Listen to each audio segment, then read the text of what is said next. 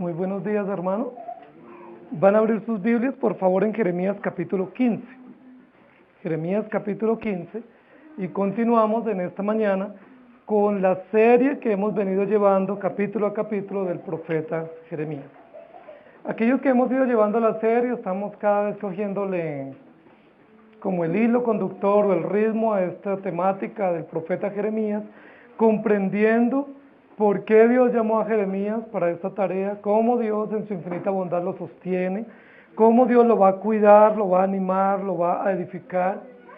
Estamos viendo que el libro de Jeremías es un libro de lamentos, de confesiones personales, de muchos sentimientos propios del profeta en su incomprensión por la tarea tan exigente que Dios le puso, pero también estamos viendo la firme fidelidad de Dios, su justicia, su cuidado, su compasión, su fortaleza y firmeza para sostener a aquel que ha llamado. El título de la enseñanza de hoy de Jeremías capítulo 15 es ¿Quién tendrá compasión de ti? Y el texto base es el capítulo 15, versículo 5. Dice, porque ¿quién tendrá compasión de ti, oh Jerusalén? ¿Quién se entristecerá por tu causa? ¿O quién vendrá a preguntar por tu paz? ¿Quién tendrá compasión de ti? Recordemos que el estilo de preguntas es un estilo muy usual en el profeta Jeremías. Ese es un método de aprendizaje que se llama la mayéutica. Es un método pedagógico de enseñanza, pregunta-respuesta, pregunta-respuesta. Jeremías en todos los capítulos que hemos estudiado tiene preguntas y hay respuestas también. A veces él le pregunta a Dios y Dios le responde. A veces Dios le pregunta y Jeremías responde. A veces Dios mismo pregunta y él mismo se responde para informar y aclarar a Jeremías todas las inquietudes que él tiene. La mayéutica es un método extraordinario de pedagogía para transmitir especialmente cuando hay necesidad de aclarar cosas o cuando hay preguntas retóricas que no tienen respuesta. Muchas veces nosotros hacemos preguntas que no tienen respuesta, o nos hacemos preguntas o planteamos preguntas que no tienen respuesta, y el libro del profeta Jeremías es experto en esa temática. Generalmente vamos a encontrar series de 2 y 3 preguntas juntas. En cada eje temático de los capítulos, ustedes van a encontrar 2 o 3 preguntas juntas y muchas de ellas van a quedar sin respuesta o van a ser resueltas en capítulos posteriores o son resueltas no de la manera esperada, sino de manera inesperada.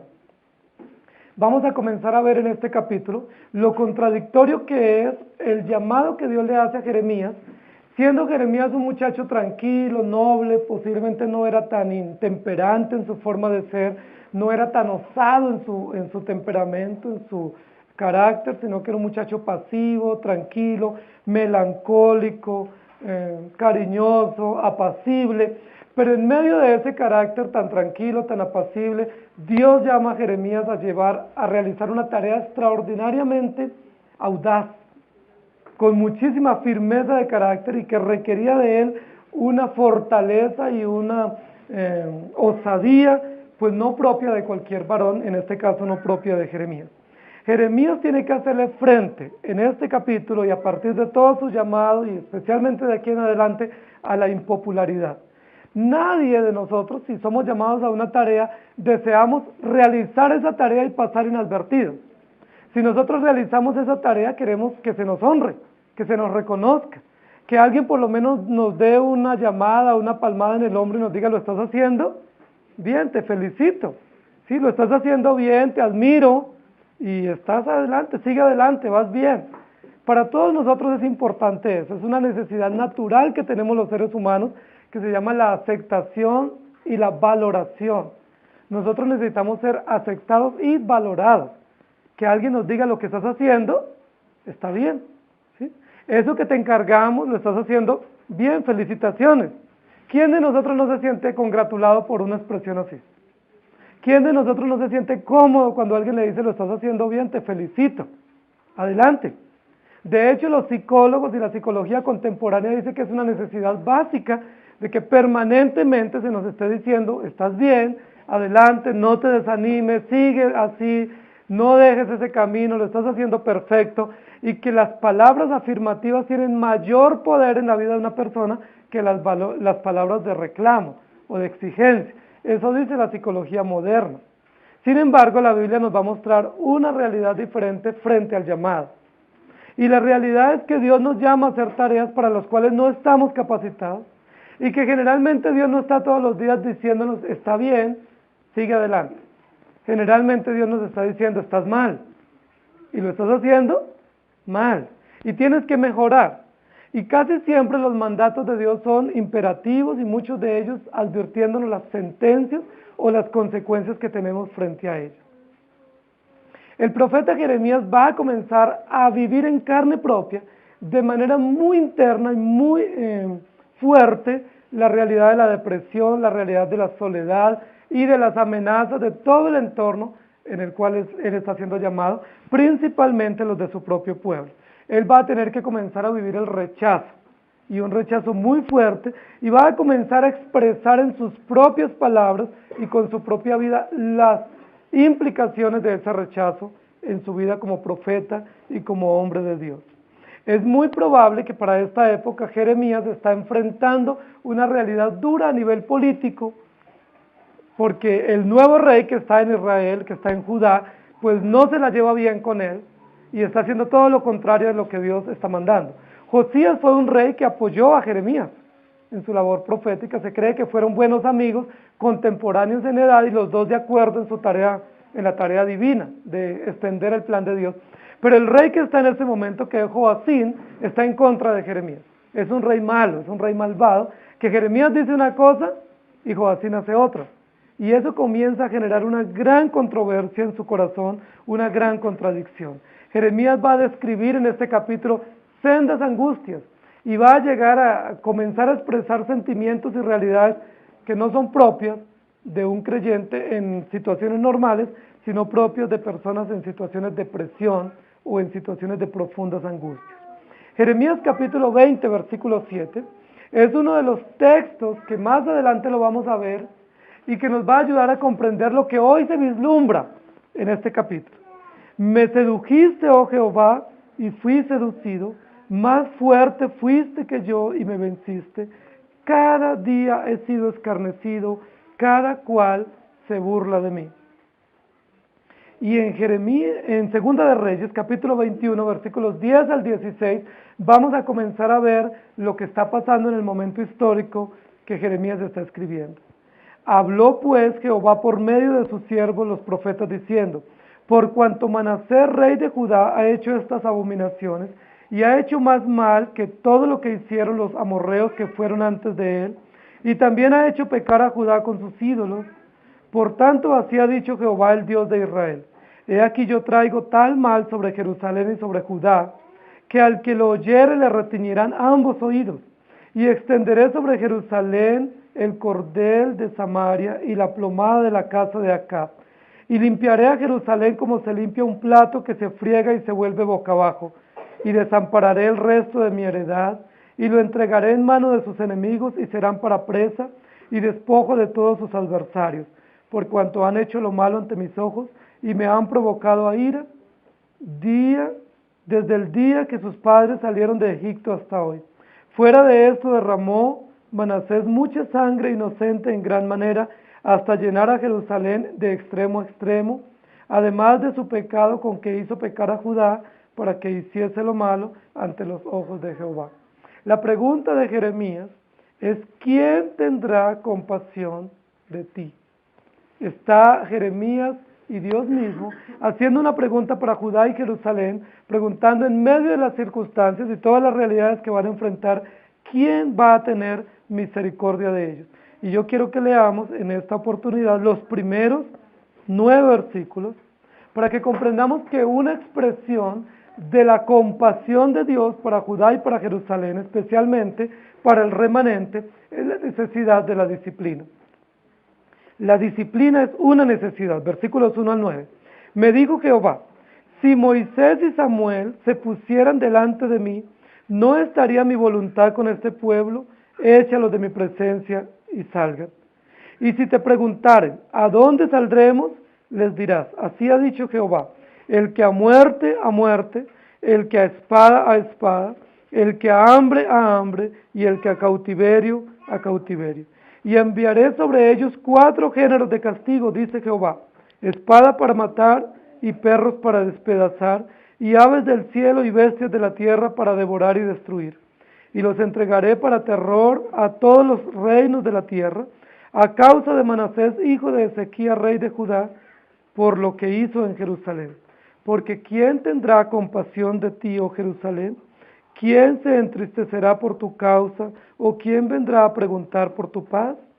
Tú que dejaste, dice Jehová, te volviste atrás, por tanto yo extenderé sobre ti mi mano y te destruiré. Estoy cansado de arrepentirme. Aunque los aventé con aventador hasta las puertas de la tierra, y dejé sus hijos a mi pueblo y los desbarataré, no se volvieron de sus caminos. Sus viudas se me multiplicaron más que la arena del mar. Traje contra ellos destruidor a mediodía sobre la madre y sobre los hijos. Hice que de repente cayesen terrores sobre la ciudad. Languideció la que dio a luz 7, se llenó de dolor su alma, su sol se puso siendo aún de día, fue avergonzada y llena de confusión, y lo que de ella quede lo entregaré a la espada delante de sus enemigos, dice Jehová. La pregunta de Dios mismo para Jeremías y para el pueblo es: ¿quién va a tener compasión de Jerusalén? ¿Quién va a tener compasión de Judá?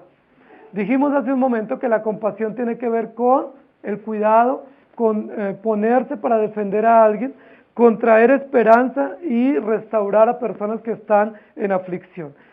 Siendo que Judá y Jerusalén es una presa exquisita o deseada por todos los reinos vecinos, siendo que los asirios y babilonios y todos los imperios anteriores y posteriores desean y anhelan destruir a Jerusalén y a Judá. Cuando ellos vengan a tomar posesión de esta ciudad y de su gente, ¿será que ellos van a ser compasivos con los judíos? ¿Será que ellos les van a tratar con clemencia? ¿Será que ellos van a venir y van a sacar algunas riquezas y van a tomar cuidado de algunas cosas, pero van a tener la misericordia para los ciudadanos? La respuesta es no, porque los babilonios y los asirios y los egipcios y los persas y todos los imperios que se levantaron en la época del pueblo de Israel en el Antiguo Testamento fueron inclementes, no solo con los símbolos nacionales y con las riquezas de los judíos, sino con todo el pueblo. Fueron supremamente crueles. Ellos pretendieron destruir totalmente a Judá y a Jerusalén y a sus moradores. ¿Por qué en medio de todas las invasiones y en medio de todos los juicios, Judá y Jerusalén y los judíos no fueron totalmente exterminados? ¿Porque los emperadores fueron clementes o piadosos o compasivos? La razón por la cual ellos no fueron totalmente exterminados es porque había una promesa que Dios había dado, que tiene que ver con una promesa de pacto, y es: aunque se levanten contra ti y aunque pretendan destruirlos y exterminarlos, no lo lograrán, porque yo he hecho una promesa y cumpliré esa promesa, pase lo que pase. La razón por la cual Judá y Jerusalén y el pueblo y el remanente fueron preservados no fue porque ellos fueran buenos ni porque los emperadores fueran clementes con ellos, sino porque Dios estableció una promesa que se llama el pacto de redención y el pacto genealógico para que llegara el Mesías y preservar esa línea de monarquía y también de genealogía hasta Jesucristo. En esta primera parte vamos a ver lo que Dios dice: si Moisés y Samuel se pusieren delante de mí, yo no los escucharé. Si ustedes recuerdan conmigo, en el capítulo pasado, tanto en el capítulo 14 como en el capítulo 12, Dios le dice a Jeremías: no ore por este pueblo para bien, no levantes clamor por este pueblo. Jeremías se queda sin respuesta frente a esa afirmación de Dios. Yo creo que lo más común en Jeremías y en cualquiera de nosotros es: bueno, pero ¿por qué? Si tú me pides que no ore más por esta persona, o no ore por esta situación, o no ore de esta manera, la pregunta de cualquiera de nosotros sería: ¿por qué? ¿Por qué no lo debo hacer así o por qué no lo debo hacer por esta persona? Dios no le respondió en el capítulo 14 a Jeremías, pero comienza el capítulo 15 respondiéndole. Y le dice: si Moisés y Samuel se pusieran delante de mí, no estaría mi voluntad con este pueblo, échalos de mi presencia y salga. La referencia que Dios hace para Jeremías en este momento y para nosotros es que Moisés y Samuel fueron grandes intercesores del Antiguo Testamento. ¿Se acuerdan cuando Moisés intercedió a favor del pueblo? ¿Se acuerdan cuando Dios dijo, voy a destruir a este pueblo? Y Moisés se levantó, intercedió frente a Dios por este pueblo y le dijo, por favor no lo hagas. ¿Se acuerdan qué sucedió? Dios dijo, bueno, no voy a desistir de mi castigo y no voy a hacer el mal que había pensado hacerles a ellos. Moisés es catalogado en la Biblia como un gran intercesor, que Dios lo respaldó y lo guió en su voluntad para preservar el pueblo de Israel. Samuel también. Samuel en varias oportunidades intercedió a favor del pueblo, para que Dios cuidara al pueblo y lo bendijera. Y la Biblia dice que Samuel también es considerado como un intercesor. En Éxodo capítulo 32, versículo 11 dice, entonces Moisés oró en presencia de Jehová su Dios y dijo, oh Jehová, ¿por qué se encenderá tu furor contra tu pueblo que tú sacaste de la tierra de Egipto con gran poder y con mano fuerte? Y en el capítulo 34, versículo 9 de Éxodo dice, y dijo, si ahora, Señor, he hallado gracia en tus ojos, vaya ahora el Señor en medio de nosotros, porque es un pueblo de dura cerviz, y perdona nuestra iniquidad y nuestro pecado, y tómanos por tu heredad. En Números capítulo 11, versículo 2 dice, entonces el pueblo clamó a Moisés, y Moisés oró a Jehová, y el fuego se extinguió. Luego en Números 21:7, entonces el pueblo vino a Moisés y dijo, hemos pecado por haber hablado contra Jehová y contra ti. Ruega a Jehová que quite de nosotros estas serpientes. Y Moisés oró por el pueblo. En Deuteronomios capítulo 9, versículo 20, contra Aarón también se enojó Jehová en gran manera para destruirlo, y también oré por Aarón en aquel entonces.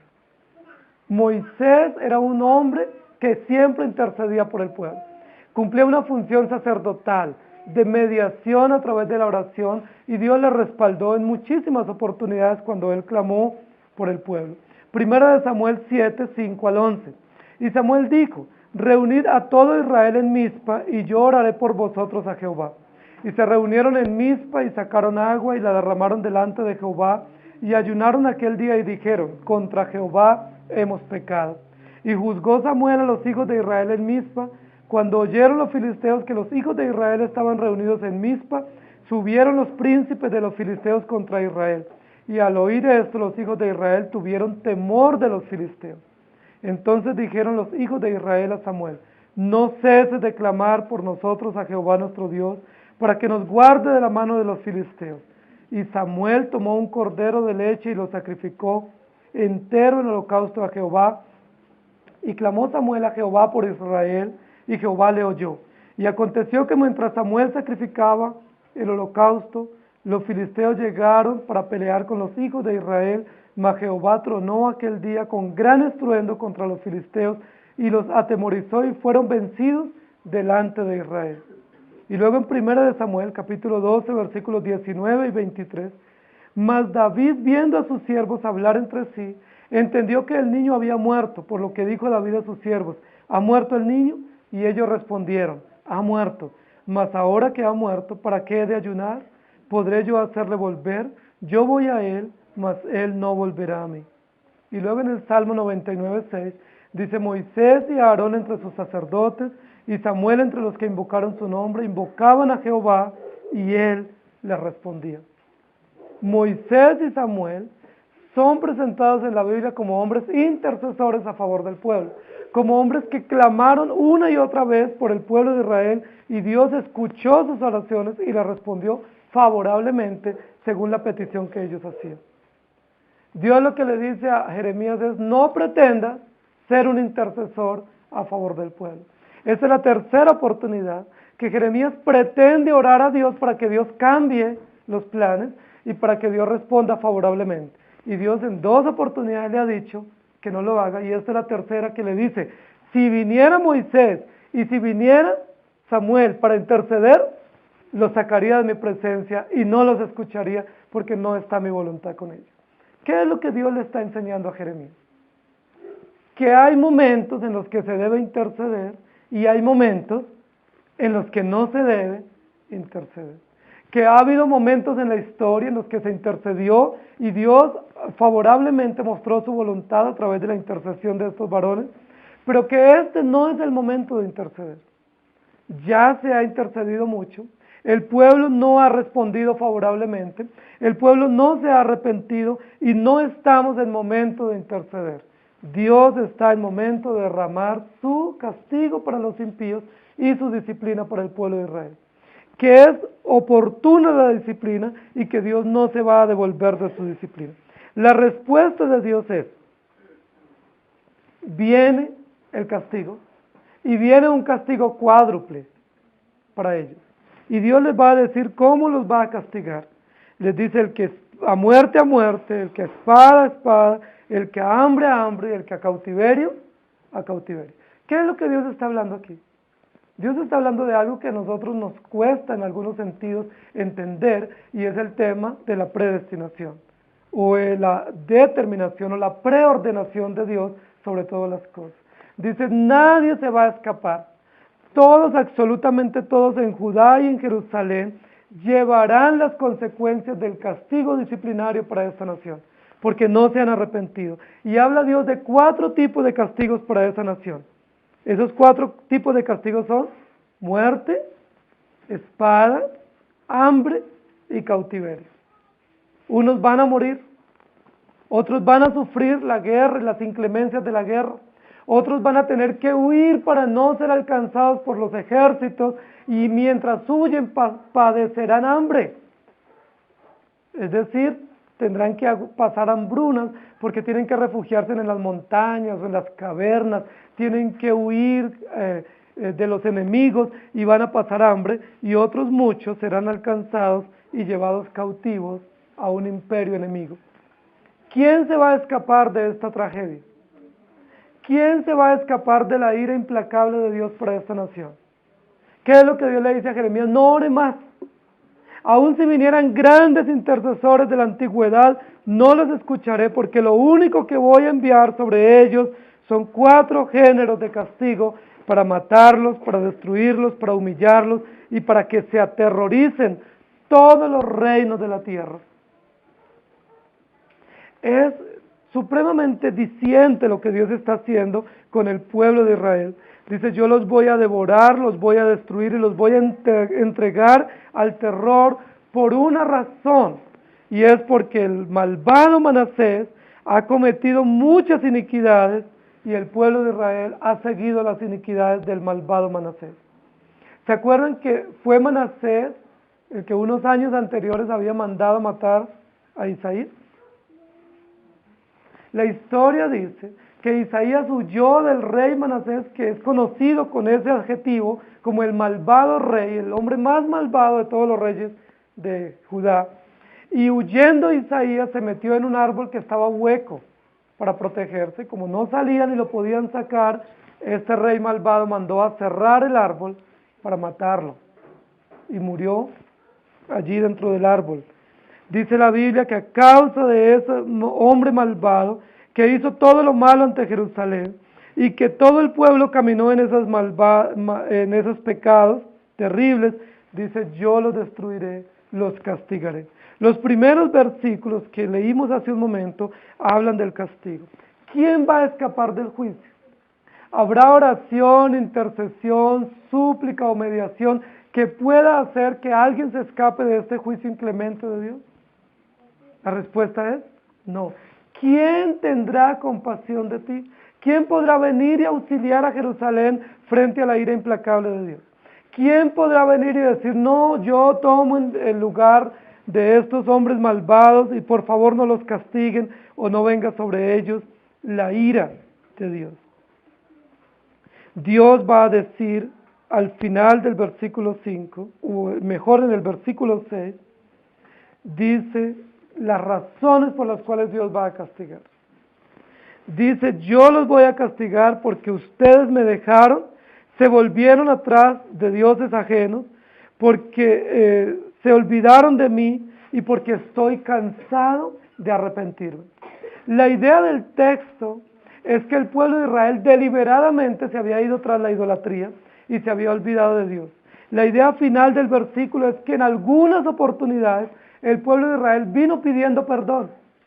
Pidió perdón, dijo, prometemos no volverlo a hacer, y sin embargo, lo volvieron a hacer. No sé ustedes cómo se sienten cuando hay personas que una y otra vez les piden perdón por las mismas acciones. Cuando una persona vuelve y la embarra, y te pido perdón, te prometo no volverlo a hacer, y a los pocos días, o a la semana siguiente, nuevamente lo mismo, y nuevamente lo mismo.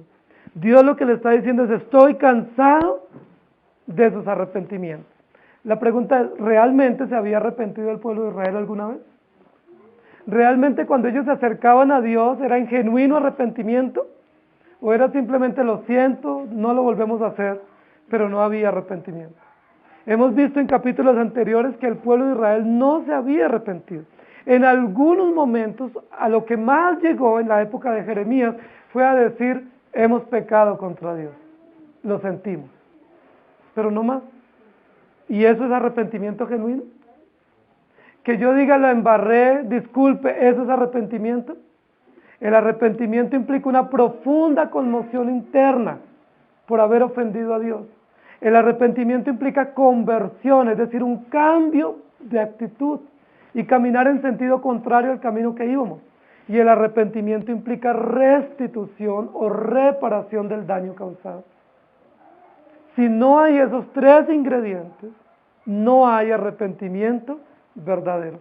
Solo hay un reconocimiento vago del mal que hemos causado. Dios les va a decir al pueblo, estoy cansado de sus supuestos arrepentimientos.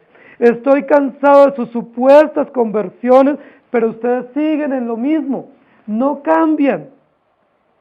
Y la pregunta del versículo 5 es, ¿quién se va a entristecer por ustedes? Es decir, voy a derramar mi ira, mi castigo, mi disciplina sobre ustedes, y ¿habrá alguien que les pueda auxiliar? ¿Habrá alguien diferente a mí, superior a mí, que pueda ser compasivo y benévolo con ustedes y les auxilie en la aflicción? ¿Será que los babilonios van a poder auxiliarlos si Dios envía castigo? ¿Será que si Dios manda una disciplina sobre nosotros, habrá alguien que nos pueda compasivamente evitar o cuidar o mitigar ese dolor? La respuesta es no, porque ya pasó el momento de eso. Cuando Dios nos disciplina, ¿quién es el único que puede tratarnos con compasión? Dios mismo. Cuando Dios produce dolor o angustia en nosotros, ¿quién es el único que puede consolarnos? Solo nuestro Dios. Entonces la pregunta, ¿quién podrá tener compasión de ti? Tiene una respuesta obvia. Y la respuesta obvia es, aquel que disciplina. Solo aquel que disciplina lo hace con compasión y puede compasivamente restaurarnos y consolarnos en medio de nuestras disciplinas. Yo no sé cómo son los procesos disciplinarios de ustedes con sus hijos. Aquí en la parte final de esta sección del capítulo habla de los padres y de los hijos y de las madres y de sus hijos. Yo no sé cómo son los procesos disciplinarios, pero lo adecuado de un proceso disciplinario con nuestros hijos es que nosotros nos acerquemos a ellos, les mostremos el amor que Dios ha puesto en nuestros corazones, les mostremos la norma que ha sido violada, les apliquemos la disciplina física y luego después de la disciplina nuevamente les ratifiquemos nuestro amor. Algunos hablan que ese es el efecto sándwich. Amor, disciplina, amor. Comienza con amor el proceso disciplinario, viene la disciplina y viene nuevamente una afirmación en amor. Muchas veces disciplinamos físicamente a nuestros hijos y les decimos inmediatamente, pero recuerda, hijo querido o hija mía, yo te amo muchísimo y quiero que sepas que te amo mucho. Y eso que acabo de hacer por ti es un acto de amor para reconvenirte, para limpiar tu corazón y para hacer que comprenda que eres pecador y que tienes que corregir tu camino. Pero te amo muchísimo. Y muchas veces nuestros actos disciplinarios terminamos con nuestros hijos abrazándonos, llorando y diciendo te amo muchísimo. ¿Quién podrá consolarnos si somos disciplinados? ¿Habrá una persona externa que comprenda la disciplina y nos pueda consolar? ¿Habrá alguien diferente a nuestros padres que pueda consolarnos en un momento profundo de aflicción? Solo nuestros padres son provistos por Dios para consolarnos.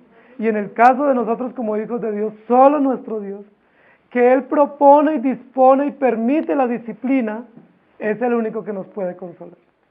Lo que Dios le está diciendo al pueblo de Israel es, no pretendan que en este momento de disciplina, cuando ya no estoy interesado en sus intercesiones y en sus clamores, cuando reciban la disciplina, no pretendan buscar en Babilonia consuelo o compasión.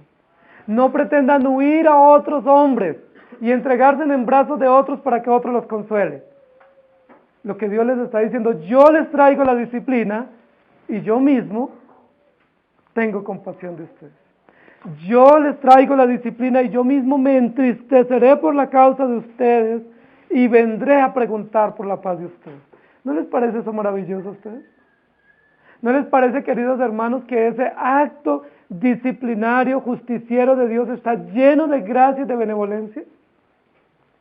Lo común sería para nosotros que si Dios está muy fuertemente airado con nosotros y derrama su ira implacable y su disciplina sobre nosotros, es que voltee su espalda y que nos deje abandonados. Y que diga, no quiero saber nada más de ustedes. Hasta aquí vamos. Eso sería lo común. Pero no es común en Dios eso. Eso es común en nosotros que somos pecadores, que somos vengativos y que guardamos resentimiento. Nosotros sí nos comportamos así. Nosotros decimos, yo con esta persona no quiero tener nada más, lo saqué de mi corazón y se acabó el amigo. Pero Dios no actúa así. Dios dice, se han portado muy mal. Merecen disciplina. Les voy a traer una disciplina muy fuerte, muy severa. Pero solo yo tendré compasión de ustedes. Les voy a disciplinar fuertemente, pero yo mismo me entristeceré por la causa de ustedes. Les voy a aplicar la disciplina necesaria, justa, precisa, pero yo mismo vendré a preguntar cómo están, cómo les va. Tú me dejaste. Estoy cansado de su falso arrepentimiento, pero yo tengo compasión de ti. ¿No les parece un poco contradictorio? Pero en medio de esa aparente contradicción a nuestra forma de ser, vemos la bondad y la gracia inmerecida de nuestro Dios. El versículo 7 dice, los aventaré con aventador hasta las puertas de la tierra. Y dejé sin hijos a mi pueblo y lo desbarataré, no se volvieron de sus caminos. Y luego habla de las viudas, lamentando la pérdida de sus hijos. Las viudas al mediodía, sintiendo que el día se les oscureció, porque estos hombres van a morir en la guerra. Quedan las viudas, pero luego sus hijos también van a morir en la guerra y quedan desamparadas. Dice, los aventaré como con aventador. Habla de un aspecto de la cultura agrícola de los judíos trabajando en el trigo, porque era con el aventador o con el trincho, con la pala con la cual se aventaba el trigo para esparcirlo. Y se levantaba así, y aquello que era trigo caía a tierra, el grano, y lo que era cáscara o tamo o basura, el viento se lo llevaba. Entre más alto se aventara el trigo, era más fácil separarlo de la basura o de la escoria, como dice luego en el Nuevo Testamento. Cuando Dios dice, yo voy a aventarlos como aventador, lo que está diciendo, yo los voy a esparcir a lo más lejos, hasta los confines de la tierra, para saber quién es verdadero trigo, verdadero grano, que sirva, y aquello que es basura, se quemará. Dios está hablando en términos de pacto, en términos de la alianza. Y en el versículo 7 dice, languideció la que dio a luz 7, se llenó de dolor su alma y de confusión. No hay para ella esperanza. Habla no solo de la compasión que Dios tiene espiritualmente hablando para nosotros, sino habla también del dolor que van a enfrentar las mujeres. Las mayores afectadas en la guerra, o los mayores afectados en la guerra siempre son las mujeres y los niños. Siempre son. ¿Por qué las mujeres? Porque generalmente los hombres van a la guerra y mueren, pero las mujeres tienen que afrontar la viudez, el cuidado prematuro solas de sus hijos, muchas veces tener que solventar una economía en solitario y toda la vergüenza y el oprobio y la humillación y el dolor de quedarse en viudas jóvenes. Y los hijos también van a sufrir. Pero aquí es tan tenaz la situación que dice que no solo estas mujeres quedan viudas y después de superar el dolor de la pérdida de sus esposos, porque una mujer cristiana ama a su esposo, se quedan con sus hijos y ahora sus hijos también mueren. Dice, no importa si tuvo 7 hijos, sus 7 hijos mueren en la guerra, ¿y cómo quedan estas mujeres? Viudas y sin hijos. Dice, languidecen o se estremecen de dolor, se secan de dolor, porque no hay esperanza, no hay cuidado para ellos. Queridos hermanos, ¿quién tendrá compasión de ti? En medio de la disciplina necesaria, ¿quién es el único que tiene compasión de nosotros? El Señor. No pensemos que cuando Dios nos disciplina, tenemos o podemos recurrir a otros brazos o a otras voces que nos consuelen y nos alienten. Si somos disciplinados por el Señor, ¿a quién es que tenemos que ir para consuelo y paz? A nuestro mismo Señor. Pero la tendencia nuestra es que cuando somos disciplinados, huimos. No sé si alguno de ustedes o todos ustedes cuando se les fue a disciplinar, cuando les fueron a disciplinar sus padres, salieron corriendo, huyendo. ¿Quiénes lo hicieron? ¿Quién dijo, me vas a disciplinar? Voy a tus brazos para que tú me disciplines. No lo hacemos, no es nuestra condición. Nuestra condición es, me van a disciplinar, huyo, corro y me escondo y me subo a un árbol. O me escondo y aparezco después de varias horas, cuando ya la ira de mis padres se haya opacado o ellos estén distraídos, y evado la disciplina. Dios dice que no huyamos cuando Dios nos va a disciplinar, que si Él nos va a disciplinar, lo que debemos actuar con un carácter cristiano es acercarnos a Dios y decir, merezco disciplina, aquí estoy, disciplíname. ¿Lo podemos hacer por nuestra propia condición? No podemos. Nosotros siempre pretendemos evadir la disciplina y cuando somos disciplinados nos llenamos de ira, de frustración y huimos. Dios nos dice, solo yo puedo tener compasión de ti. Pese a la disciplina, vengan a mí, que yo soy el que voy a ustedes y pregunto por cómo están. En segundo lugar, versículos 10 al 14. Ay de mí, madre mía, que me engendraste, hombre de contienda y hombre de discordia para toda la tierra. Nunca he dado ni tomado en préstamo y todos me maldicen. Sea así, oh Jehová, si no te he rogado por su bien, si no he suplicado ante ti en favor del enemigo en tiempo de aflicción y en época de angustia. ¿Puede alguno quebrar el hierro del norte y el bronce? Tus riquezas y tus tesoros entregaré a la rapiña sin ningún precio, por todos tus pecados y en todo tu territorio.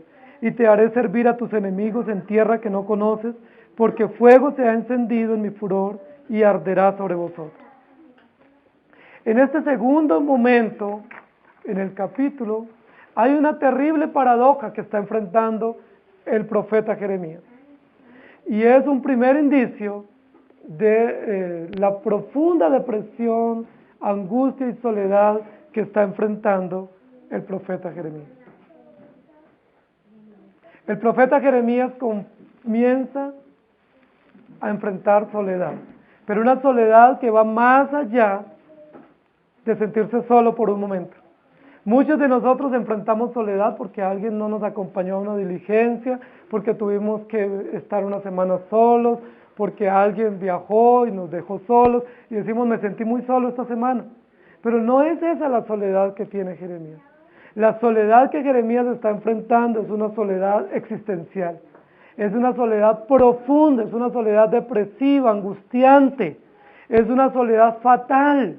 Porque aunque está en medio de todo un país, en medio de toda una gente que le rodea, está en una ciudad principal, que es Jerusalén, está y se siente realmente solo. Todos los de su pueblo le han abandonado, y recuerden que en capítulos anteriores están maquinando para matarle, ¿sí? Su familia cercana le ha abandonado, ¿sí?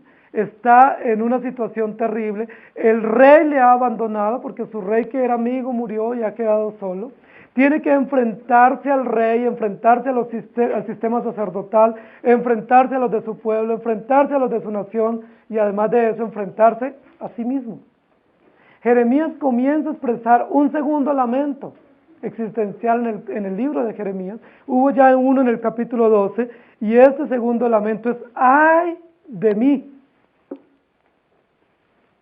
Y los ¡ay! En la Biblia generalmente significan dos cosas. Uno, dolor, ¿cierto? ¡Ay de mí! Pero otra situación de los ¡ay! Es justicia, implica justicia.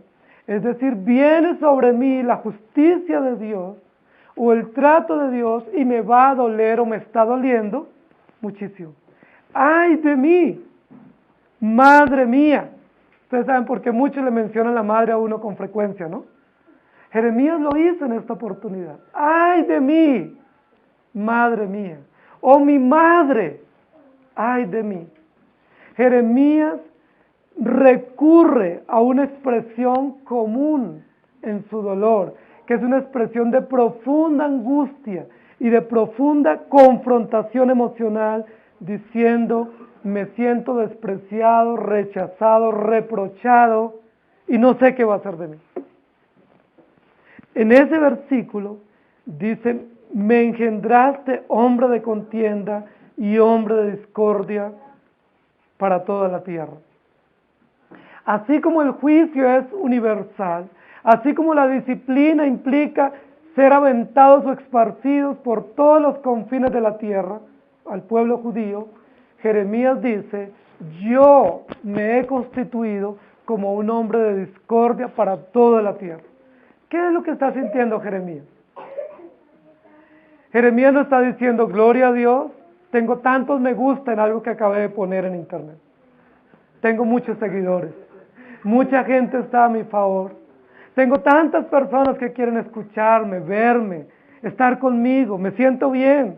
Qué buen llamado Dios me hizo. Me hizo un llamado, me dio la convicción de hacerlo y tengo mucha gente que me sigue. ¿Es eso lo que está diciendo Jeremías? Lo que está diciendo Jeremías es, Dios me llamó a una tarea. Me llamó a una tarea grande, de magnitudes enormes, lo estoy haciendo con fidelidad, pero mientras más fiel soy en hacer la tarea que Dios me ha puesto, más enemigos tengo, más solo estoy, más perseguido y reprochado estoy, y más gente se burla. La Biblia dice que cuando Jeremías caminaba por las calles de Jerusalén y por las aldeas de Judá, la gente estaba a los alrededores. Estaba a la vera del camino, no para saludar a Jeremías y decir, Jeremías, Dios te bendiga, nos gustó tu prédica, estamos orando por ti. Que cuando Jeremías caminaba por las calles, la gente estaba a los lados diciendo, ese es un infame, ¿cómo nos dice esas cosas? Es un hombre malo y perverso. Dice, todos se burlaban de él y le reprochaban, y toda la gente lo señalaba.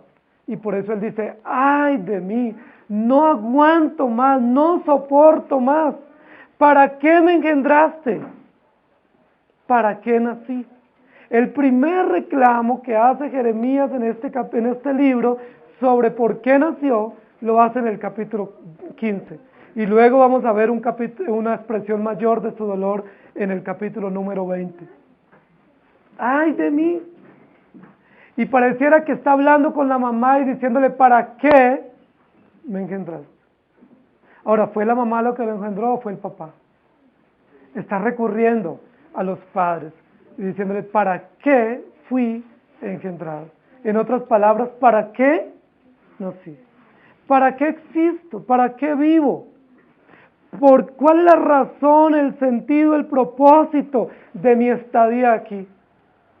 Y Jeremías toma una figura, que es una figura común hasta nuestros días, que de hecho es un adagio, que dice, préstale plata a una persona y perderá un amigo. Eso es lo que dice Jeremías acá. Yo me siento como si me hubieran prestado a mí y no hubiera pagado. Y todo el mundo me señala y me humilla. Eso es lo que dice allí en el versículo 10. Nunca he dado ni tomado en préstamo y todos me maldicen. Nunca he quedado debiendo nada. Nunca he tenido que quedar mal con nadie en términos económicos, que alguien yo le deba y me diga y me censure que no he pagado. Dice, pero sin embargo todos me maldicen. ¿Cómo se está sintiendo Jeremías en este momento? ¿Qué es lo que Jeremías le está diciendo a Dios entre líneas? Ya le dijo a sus padres, ¿para qué me engendraron? ¿Se tiene sentido la vida así? ¿Tiene sentido la vida en medio de la persecución, la humillación continua, la burla, el reproche, la soledad? Dios no nos diseñó para vivir en soledad. Dios no nos diseñó para vivir en afrenta y en oprobio permanente. Dios no nos diseñó para el dolor. Dios nos diseñó para vivir para la gloria de Él y gozarnos en Él para siempre. ¿Por qué Jeremías está afrontando semejante situación de soledad? Primero, por la propia maldad del pueblo. Porque el pueblo, al no atender la voz de Dios, se constituyó enemigo de Dios y, por supuesto, a quien ven cercano es a Jeremías. Y como no pueden enfrentarse contra Dios directamente, se enfrentan contra Jeremías. Jeremías está sufriendo. Jeremías en el versículo 11 dice, sea así, oh Jehová. Es decir, si no va a cambiar, ni modo, está bien, lo aguanto, acepto. Si no te he rogado por su bien, si no te he suplicado ante ti en favor del enemigo en tiempo de aflicción y en época de angustia. Jeremías le está diciendo, está bien Dios, comprendí, no voy a orar más por ellos para bien. Él está reaccionando al capítulo anterior, cuando Dios le dice, no ores por este pueblo para bien, porque no te oiré. Y Jeremías después cae en razón, no sabemos cuánto tiempo después, y le dice Dios, bueno, está bien, entendí, no voy a orar por bien para este pueblo, porque lo que va a venir es aflicción y angustia. Y luego la pregunta del versículo 12, ¿puede alguno quebrar el hierro del norte y el bronce? Jeremías va a aludir a dos metáforas que Dios usó en el capítulo 1 cuando él fue llamado al ministerio. Cuando Dios llamó a Jeremías le dijo, te pondré como columna de hierro, como muro de bronce, como ciudad fortificada, y nadie podrá hacerte daño. Eso fue lo que Dios le dijo a Jeremías, ¿recuerdas? Pero Jeremías ahora está recordando, está procesando esta información. En su angustia, en su dolor, está remembrando lo que Dios le dijo, pero Jeremías lo ve al contrario. Jeremías lo que dice es, el hierro y el bronce es como yo veo al imperio babilónico. Son los babilónicos, y es el ejército de Babilonia el que viene quebrándonos y viene hollándonos fuertemente como hierro y como bronce. ¿Podrá alguno quebrarlo? ¿Podrá alguno detener a Babilonia? La pregunta es, ¿no sigue Jeremías orando para bien? Jeremías en el versículo anterior le dice, está bien, no voy a orar más para bien. Viene aflicción, pero el versículo siguiente le dice, ¿quién podrá quebrar o detener a los babilonios? ¿Se dan cuenta cómo nosotros generalmente caemos en la ambigüedad y en la dicotomía, en cómo nosotros vemos las cosas y el actuar de Dios? Jeremías está confundido. Jeremías está en una angustia personal profunda, en profunda aflicción. Olvidó que Dios le dijo que quien ha sido puesto como columna de hierro y como muro de bronce es el pueblo de Dios, es la palabra de Dios, y que nadie podrá enfrentar esa palabra. ¿Por qué Jeremías ahora ve que bronce y hierro es Babilonia y no la palabra de Dios? Queridos hermanos, nosotros con frecuencia vemos eso. Con frecuencia nosotros vemos que Dios nos abandona y que los enemigos son tan poderosos que nos van a destruir. Con frecuencia nosotros vemos que los enemigos prevalecen contra nosotros y que nosotros nos vamos a sucumbir en el dolor. ¿Puede alguno quebrarlos? Tus riquezas y tus tesoros entregaré a la rapiña sin ningún precio, por todos tus pecados y en todo tu territorio, y te haré servir a tus enemigos en tierra que no conoces, porque fuego se ha encendido en mi furor y arderá sobre vosotros. Dios le responde nuevamente a Jeremías, Jeremías dice, ¿quién quebrará o quién detendrá a estos imperios y a estos soldados poderosos? ¿Y qué le responde Dios a Jeremías? Fuego encendido y viene contra ustedes y servirán en naciones extranjeras. Yo no sé qué era lo que más le preocupaba a Jeremías. No sabemos a ciencia cierta si a Jeremías lo que le preocupa es su propia dignidad, su propio honor. No sabemos si a Jeremías lo que más le preocupa son sus propios sentimientos. No sabemos si a Jeremías le da vergüenza de que el pueblo de Dios sea expuesto tan terriblemente por un imperio tan poderoso. No sabemos. Pero lo que Dios le dice en el versículo 14 es, te haré servir a tus enemigos en tierra que no conoces. ¿Qué le está diciendo Dios a Jeremías? Si te preocupa servirme, pues no te preocupes, sírveme aquí. Y cuando yo disponga lo contrario, te llevaré al extranjero para que me sirvas. Pero no al extranjero de visita en primera clase, sino como exiliado y como cautivo. Muchos de nosotros y muchas personas hoy dicen, yo quiero servir a Dios en las naciones. Yo quiero ir y ser misionero y predicador e ir en primera clase. Yo quiero servir a Dios donde Dios me mande. Pero ninguno dice, como Dios me mande. Porque uno dice, pues, donde Dios me mande, no importa, ¿cierto? ¿En qué silla del avión?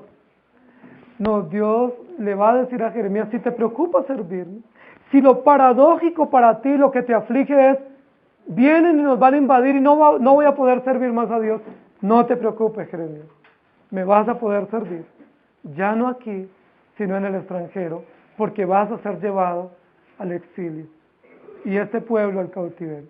¿No les parece interesante eso, no? Yo no sé si eso fue un consuelo para Jeremías, o fue un baldado de agua fría que le permitió comprender que Dios no estaba a favor de sus emociones, ni a favor de su bienestar. Que Dios no estaba a favor de resolverle su tema de dignidad y de compañía. Y Dios no estaba a favor de decirle, bueno, Jeremías, si todos te abandonan, te voy a dar aquí una familia, un grupito que esté a favor tuyo. Dios lo que le dice es, no te preocupes por eso. Van a llevarte y tus riquezas y tus tesoros entregaré a la rapiña sin ningún precio. ¿Qué le preocupaba a Jeremías? ¿Las riquezas de los judíos? ¿Los símbolos de los judíos en Jerusalén y en el templo?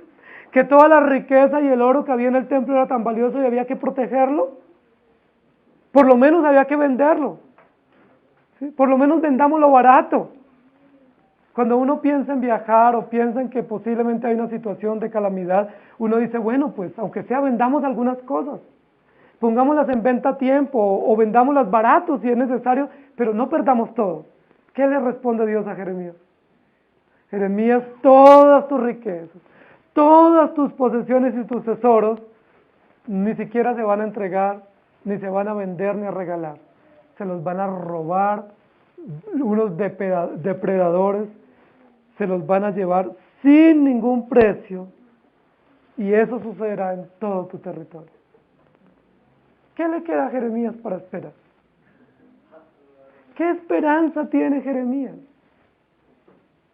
¿Qué es lo paradójico de Jeremías? Jeremías viene exponiendo su causa y Dios le expone la causa del pueblo. Jeremías viene diciéndole, Señor, me siento solo, estoy triste, no sé qué hacer, por favor, ayúdame. Y el Señor, ¿qué le dice? No solo tú, sino toda esta nación vivirá en eso. Tú te sientes solo, ellos se sienten felices porque siguen a falsos profetas. Pero mañana todos ustedes sufrirán el dolor y la miseria y todos serán llevados al extranjero, al exilio, unos de espada, otros muerte, otros hambre, otros cautiverio. Jeremías, ¿te quedó claro? Comienza diciendo, ay de mí, madre mía. Posiblemente terminó diciendo, ay, Dios mío. Queridos hermanos, cuando nosotros comprendemos el plan de Dios, olvidamos que somos el centro de atención. Cuando nosotros comprendemos el llamado y la vocación con que Dios nos ha llamado, olvidamos que somos objeto de la atención central de Dios y nos disponemos enteramente en las manos de Dios. No estamos en función de nuestro bienestar, de nuestro beneficio, cuánto gano, cuánto me pagan, dónde me reciben, dónde me hospedan, qué me van a dar. nosotros estamos en función de servir a Dios, no importa donde sea, en las condiciones que sean, no importa la soledad, la tristeza, la burla, la aflicción, no importa si comprendemos para qué estamos aquí o no, no interesa eso. Lo importante es, Dios nos llamó para servirle y le vamos a servir donde Él nos lleve y como Él nos lleve. Amén. Jeremías está diciendo, ay de mí, pero la pregunta inicial es, ¿quién podrá tener compasión de ti? La respuesta es, en medio de la soledad, en medio del llamado y de las implicaciones severas del llamado, ¿quién puede tener compasión de nosotros? ¿Nuestra madre? Eso es lo que le está diciendo Jeremías. Jeremías dice, no entiendo para qué Dios me hizo vivir, posiblemente mi mamá me explique. No entiendo, me siento solo y triste, posiblemente mi familia llene el vacío emocional de incomprensión que tengo frente a esta dureza del llamado y a las implicaciones. Y Dios le responde, Jeremías, no hay madre, no hay riquezas, no hay tesoros, no hay paz, no hay estabilidad que pueda darnos el consuelo y la esperanza que necesitamos. ¿Quién podrá tener compasión de ti? ¿Quién podrá quebrar a nuestros enemigos si es necesario? ¿Quién podrá detenerlos? Ahora, si no hay quien los detenga y vamos al exilio, vamos a la muerte, vamos al secuestro, la implicación que sea, ¿quién puede tener compasión de nosotros? Solo nuestro Dios. Eso es lo que Dios le está diciendo a Jeremías. Jeremías, casi que entre líneas le dice, Jeremías, no te aflijas demasiado. Porque como en otras oportunidades Dios le ha dicho, apenas esto es comienzo de dolor. ¿Cuántos años llevaba Jeremías sufriendo en este ministerio profético? No sabemos, posiblemente unos 10 años para este momento. Y Jeremías dice, ya no puedo más, Señor, ay de mí, ¿qué hago? Mamá mía, ayúdame. Y Dios le dice, Jeremías, apenas estás comenzando. Luego, en tercer lugar, versículos 15 al 21. ¿Quién podrá tener compasión de ti? Solo la gracia maravillosa de Dios. Tú lo sabes, oh Jehová. Acuérdate de mí y visítame, y véngame de mis enemigos. No me reproches en la prolongación de tu enojo. Sabes que por amor de ti sufro afrenta. Fueron halladas tus palabras y yo las comí, y tu palabra me fue por gozo y por alegría de mi corazón, porque tu nombre se invocó sobre mí, oh Jehová, Dios de los ejércitos. No me senté en compañía de burladores, ni me engreí a causa de tu profecía. Me senté solo porque me llenaste de indignación. ¿Por qué fue perpetuo mi dolor y mi herida desahuciada no admitió curación? ¿Serás para mí como cosa ilusoria, como aguas que no son estables? Por tanto, así dijo Jehová, si te convirtieres, yo te restauraré, y delante de mí estarás, y si entresacares lo precioso de lo vil, serás como mi boca. Conviértanse ellos a ti, y tú no te conviertas a ellos. Y te pondré en este pueblo por muro fortificado de bronce, y pelearán contra ti, pero no te vencerán, porque yo estoy contigo para guardarte y para defenderte, dice Jehová.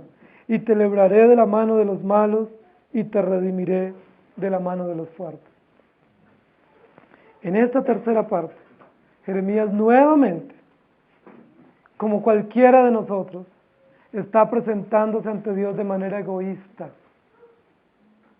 Dios no lo llamó para pensar en él. ¿Se acuerdan cuando Dios llamó a Jeremías, qué le dijo? Te pondré por profeta a las naciones. ¿Recuerdan? Capítulo 1. Te he llamado para ponerte por profeta a las naciones. Es decir, no estoy en función tuya. Eres solo un instrumento en mis manos para muchos. Muchos escucharán y advertirás tú a muchos sobre lo que voy a hacer.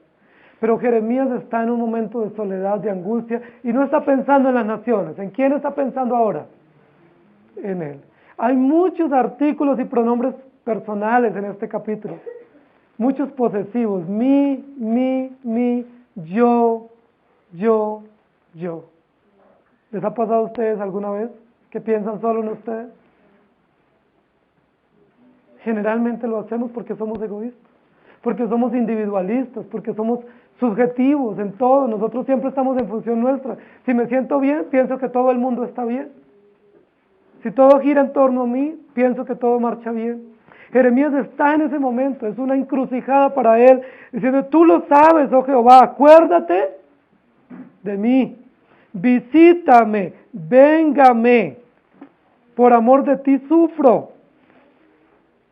Y Jeremías en el versículo 16 le está diciendo, Señor, no soy tan malo para que me pase todo esto. No hay razón, no hay derecho para todo eso que tú me estás diciendo.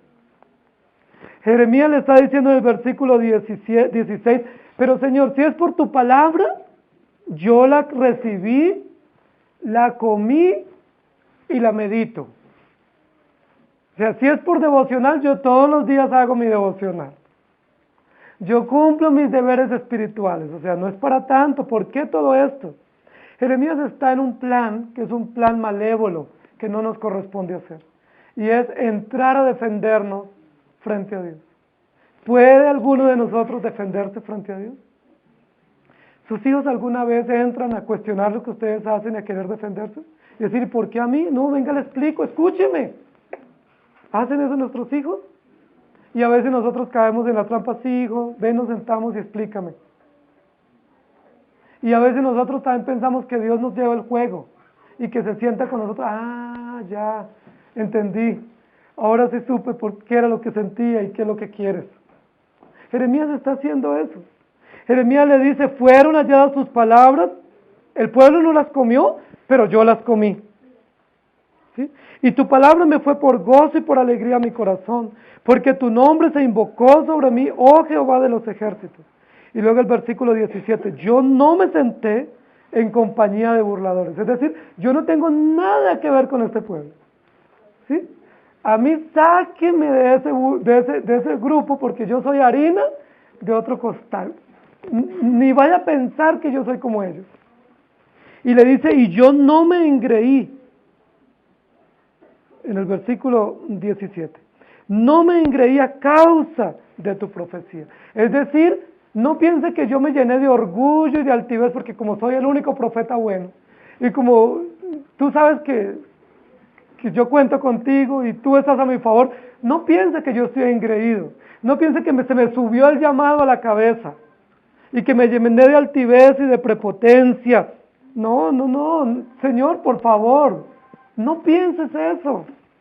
¿Sabe qué sí hice, Señor? Posiblemente tú no lo sabes, pero quiero que sepas lo que yo hice, para que te des cuenta por qué estoy sintiéndome así. Yo me senté solo. Yo me senté solo porque tú me llenaste de indignación. Fuiste tú el que me llenaste de indignación. Y si yo reacciono así, y si yo te estoy reclamando esto, tú eres el responsable. Yo estoy solo por tu culpa. Yo me siento avergonzado y humillado por tu culpa. Fuiste tú.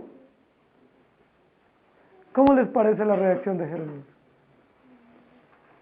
Jeremías está culpando a Dios de lo que no tiene nada que ver Dios. Jeremías le está diciendo, Señor, me siento solo, estoy muy angustiado y deprimido y tú eres el responsable.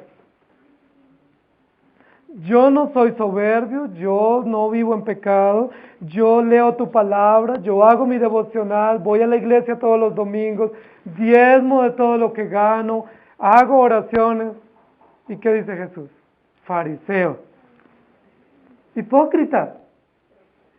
¿Será que puede conocer más el corazón, el creyente, que Dios mismo? ¿Será que yo puedo cuestionar a Dios por qué hace sus planes? ¿Será que si no entiendo o me siento mal, tengo el derecho de frentear a Dios y decirle por qué lo hace y culparlo a Él? Jeremías lo está haciendo. Y Jeremías se está sintiendo indigno y dice, tú me estás causando esa indignación. Se siente solo y dice, tú lo estás haciendo. Y luego en el versículo 18, como si fuera poco, comienza a hacerle preguntas a Dios. ¿Por qué fue perpetuo mi dolor y mi herida desahuciada no admitió curación? ¿Serás para mí como cosa ilusoria y como aguas que no son estables? Es decir, Señor, Lo que tú me prometiste en el capítulo 1 cuando me llamaste, cuando yo me dejé convencer de ti, y cuando yo te dije sí, yo no lo estoy viendo. Yo estoy viendo que tú eres como una ilusión, eres como un fantasma, eres como una idea, eres como algo tan abstracto que yo no logro verte en lo concreto. Tú me estás dando un dolor y una herida y estoy desahuciado. ¿No puedo contar más contigo? ¿Vas a hacer que mi dolor sea perpetuo? Miren lo contradictorio, hermano. ¿Qué es lo perpetuo para los creyentes? La gracia de Dios es perpetua. El cuidado de Dios es perpetuo. La compañía de Dios es perpetua. Su palabra es perpetua. Su Espíritu Santo en nosotros es perpetuo. ¿Qué es temporal? El sufrimiento, el dolor, las aflicciones, las miserias, los desencantos, los desencuentros, las burlas, son temporales, son leves tribulaciones momentáneas. Pero ¿qué es lo que hace Jeremías?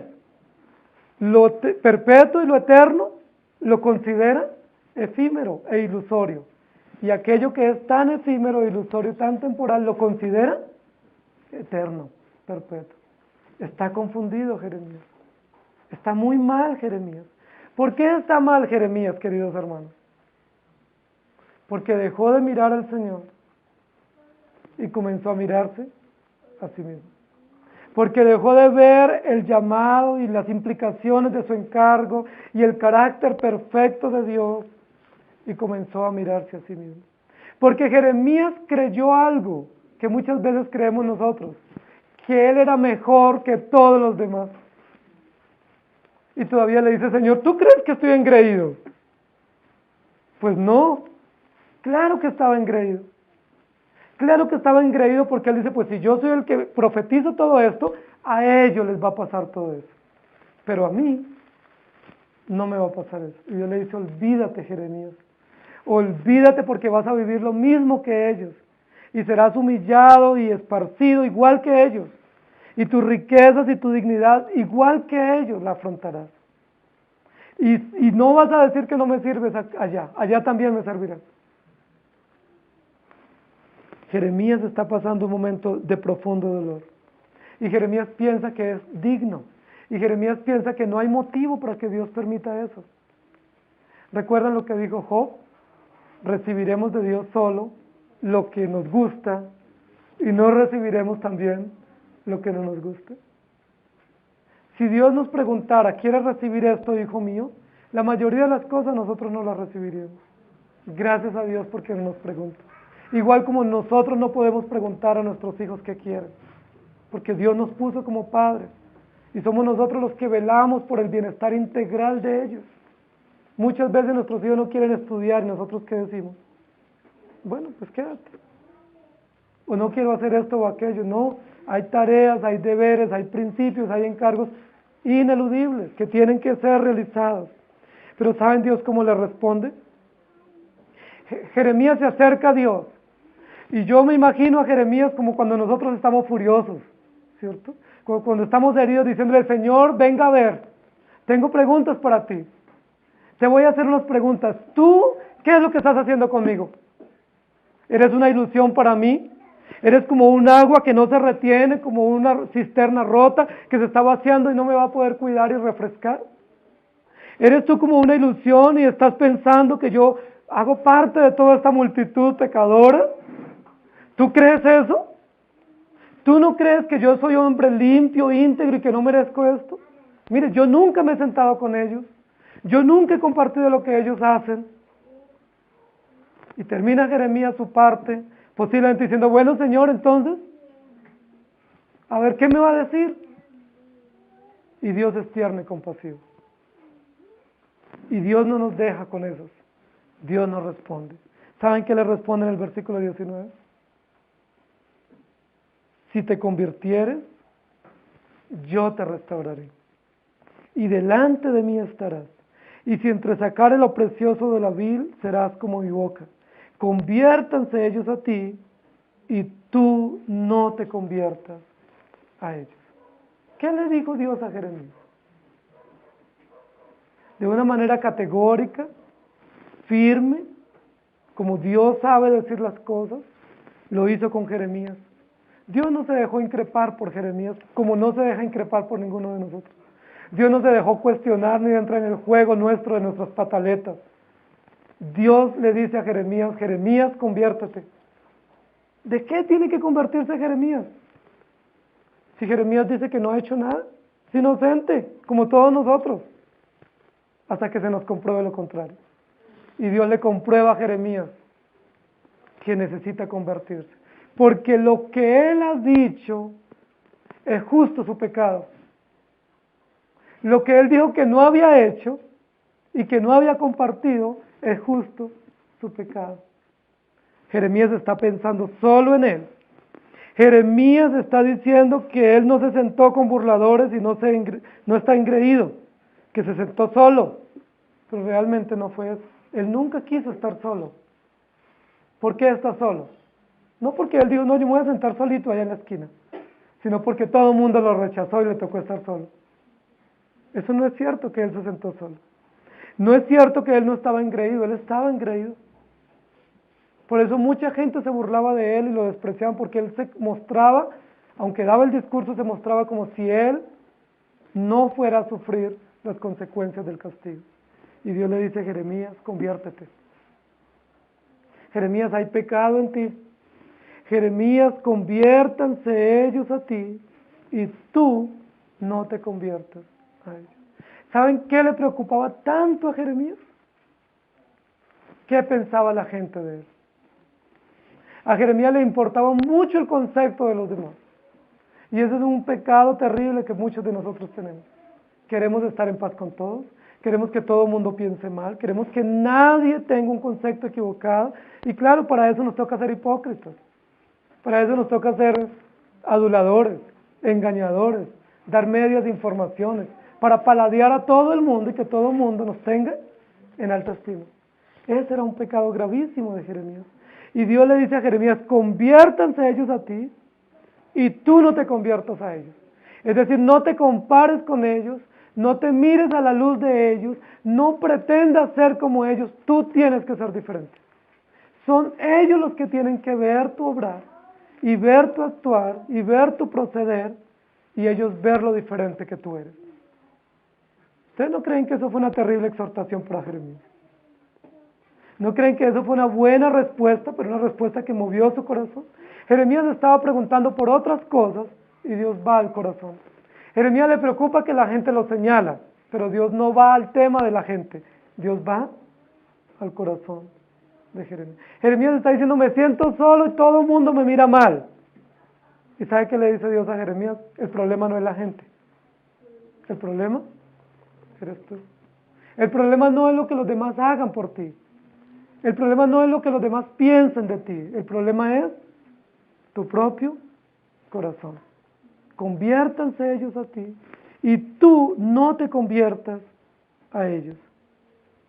Queridos hermanos, la gracia de Dios es supremamente maravillosa para Jeremías.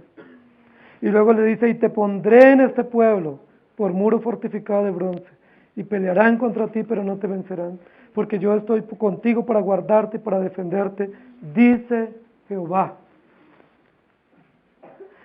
Dios le recuerda a Jeremías algo que le dijo en el primer momento cuando lo llamó, que probablemente Jeremías, por la conmoción del llamado y por la incomprensión del llamado, no logró recordar bien. Y casi que el Señor vuelve y le recuerda. Casi que vuelve y le recuerda el día en que fue ordenado, en que fue llamado, en que se comprometió. Y le dice Jeremías, yo te pondré en este pueblo por muro fortificado de bronce. Ahora, ¿Jeremías quería seguir trabajando para ese pueblo? Yo creo que ninguno de nosotros. Estamos diciendo, Señor, por favor, me cansé, yo sí quiero servirte, pero en otro lugar, con otra gente. Dame otra gente. Y yo con todo gusto te sirvo. Y el Señor le dice, Jeremías, sí me servirás, pero me servirás aquí, con esta gente y en estas condiciones, y no voy a cambiar las condiciones externas. Lo que voy a hacer es obrar en tu corazón. Te pondré como muro de bronce, pelearán contra ti y no te vencerán. ¿Qué le dice Dios? ¿Se va a acabar la pelea? ¿La gente ya no te va a seguir confrontando? No, Dios le ratifica, seguirán peleando contra ti, seguirás teniendo conflictos y confrontaciones severas, pero yo estoy contigo, yo te guardaré, yo te defenderé. Te libraré de la mano de los malos y te redimiré de la mano de los fuertes. Queridos hermanos, ¿alguna vez ustedes han pasado momentos de desánimo? ¿Alguna vez han sentido desierto en su vida espiritual o en su vida emocional o en sus tareas propias de la vida como familia, como trabajadores, como hijos, como padres, como esposos? Probablemente sí. Probablemente justo este es el momento en que están pasando esa etapa, en que están diciendo, no aguanto más, ay de mí, no sé qué hacer. Probablemente estamos pasando momentos donde sentimos que hay tareas o encargos que Dios nos ha dado que no los soportamos más y que no podemos. Y estamos posiblemente diciendo, Señor, no es para tanto. Yo voy a la iglesia, leo la Biblia, estoy bien. ¿Por qué eso para mí? Ya tenemos la respuesta. La respuesta es, el problema no son las circunstancias, el problema no son las personas, el problema no es lo que sienten, ni lo que piensan, ni lo que creen, el problema es tu propio corazón. Si Dios obra en nuestro corazón, hay esperanza para nosotros. Y Dios le dice a Jeremías, voy a obrar en tu corazón. ¿Qué es lo que Dios va a obrar en Jeremías? Le va a comenzar a quitar su orgullo. Y para quitarle su orgullo lo va a humillar más. Porque es la única forma como el orgullo se quita. Es la única forma como la altivez y la arrogancia se bajan. Con humillación, con indignación, con exposición vergonzosa. Y eso es lo que Dios va a seguir haciendo con Jeremías. Jeremías, ¿crees que no eres engreído? Pero mirará. Y lo vamos a ver en los capítulos posteriores. ¿Crees que eres un hombre limpio e íntegro? Jeremías, hablamos sobre el tema. Queridos hermanos, Dios le promete a Jeremías no diferentes circunstancias, sino que Él estará con él para guardarlo y defenderlo. No pidamos a Dios que nos cambie las circunstancias, posiblemente se van a poner más graves. No pidamos a Dios que nos cambie las personas con las que estamos. Posiblemente si nos pusiera con otros sería más difícil o imposible. No pidamos a Dios que nos cambie de los lugares donde Él nos ha puesto. No pidamos eso es insensato pedir eso. Pidámosle a Dios que obre en nuestro corazón. Porque si Dios obra profundamente en nuestro corazón, las mismas circunstancias las vamos a ver con esperanza. Las mismas personas las vamos a ver con gozo y con alegría. Y las mismas realidades, aunque las tengamos que vivir hasta el final de nuestros días, nos van a hacer de alegría en nuestro corazón. Amén. ¿Quién podrá tener compasión de ti? ¿Alguien puede compadecerse de nosotros?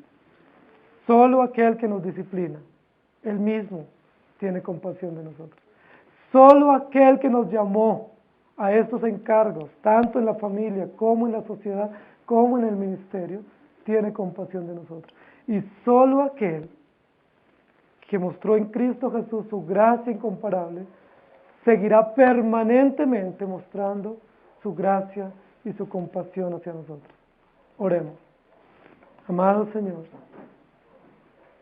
muchas veces nos hacemos la pregunta, ¿quién puede ayudarnos? ¿Quién puede tener compasión de mí?